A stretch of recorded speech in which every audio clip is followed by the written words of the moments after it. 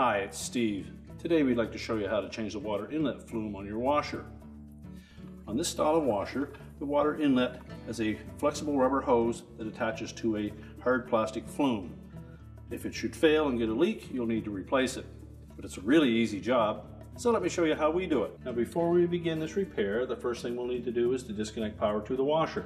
We'll also need to disconnect the inlet fill hoses and pull the washer far enough forward that we can access the back. So we'll start the repair by removing 3 screws that secure the console to the back panel. In this model they use 1/4" hex head screws.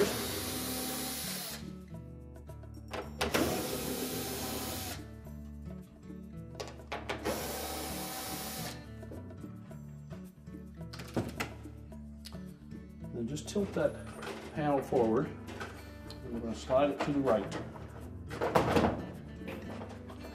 That will disengage these 3 tabs from 3 slotted openings in the main top. Let that lay there for now. Next we'll need to remove the front panel, and it's held in place with a couple of clips about 3 inches in from either side. So with a stiff putty knife, we're just going to find those clips and push the putty knife in over top of them. And that will depress the clip, and you can pull the panel forward.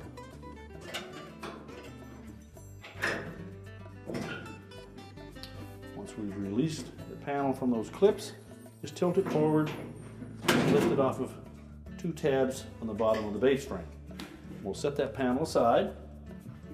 Next we'll remove 2 1/4" screws that secure the mounting brackets for the top to the cabinet.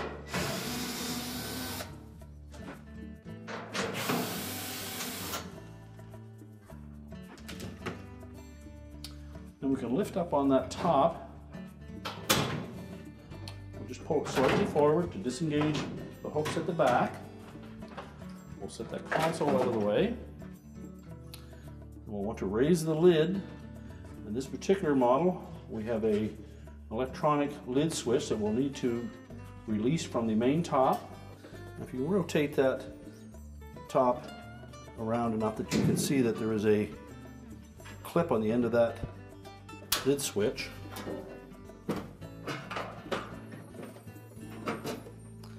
Just to press that tab, and then you should be able to pull that switch partway through the opening. Make sure we have enough slack in the harness, and then drop it down through that opening in the main top. We can set the main top aside. Next we'll lay that console down again, and then we're going to remove this shield at the back here that has the fill valve attached to it, as well as that outlet hose. It's held in place with 4 1/4" hex head screws that secure it to the cabinet. So next we'll remove the clamp on that outlet hose from the fill valve. You just compress the spring clamp and slide it up onto the hose. And that should give us enough room to pull that hose off. Next we'll take out the 2 screws that secure that valve to this metal shield.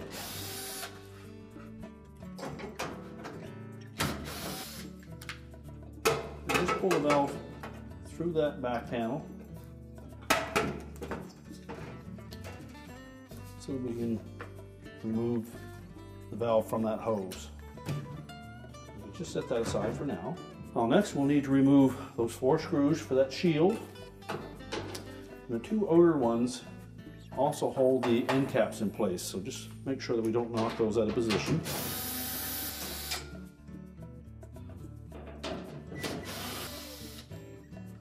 We're going to lift that panel over.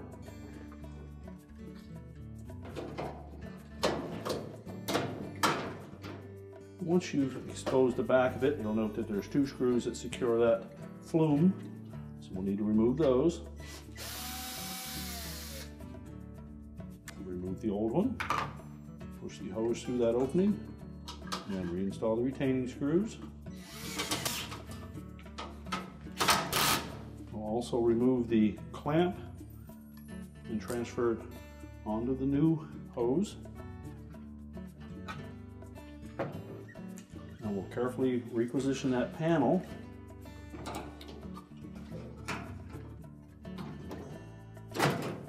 And we want to make sure that we have the end caps engaged with the top and the back panel.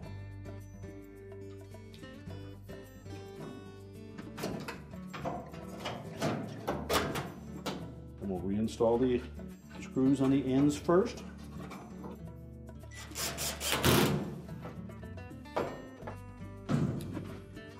And then the two at the back. Now we'll take our fill valve and we'll fit that tube on the outlet of the valve.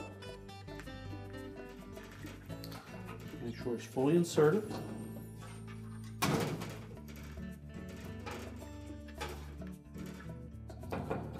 Tilt the valve back down through the opening in the back panel and line up the holes for the mounting screws.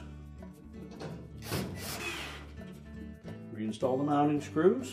Remember to slide that clamp back onto the outlet of the valve to secure that hose. And then we'll tilt that control panel up out of the way so we can put the main top back on. Now when reinstalling the main top, what we need to do is make sure that this slotted opening on the back edge of that top panel sits down over this hook that is attached to that frame around the cabinet. So we do that on both sides.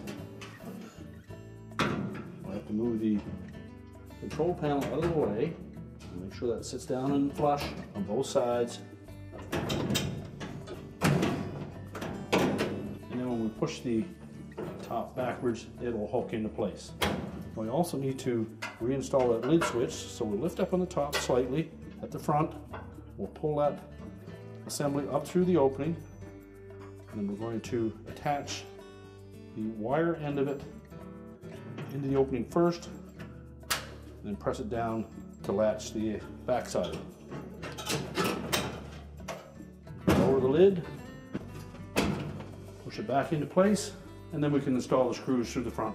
Now to install the retaining screws for the top, we need to line up the openings and tighten them securely.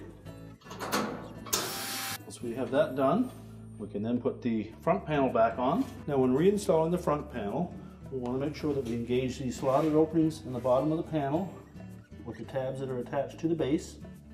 And as we tilt it into position, we also want to make sure that the round holes in the front panel line up with these locating pins on either side of the cabinet.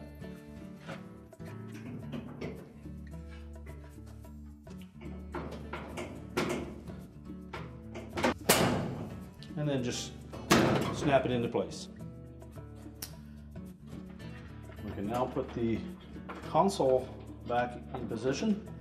Tuck the wire harnesses in behind the main top. Again, we'll line up those 3 tabs, put the slotted openings in the top, set it down into place, and then slide it to the left. Make sure it's out over the edge of the end caps, and then we can install the 3 screws to secure the back.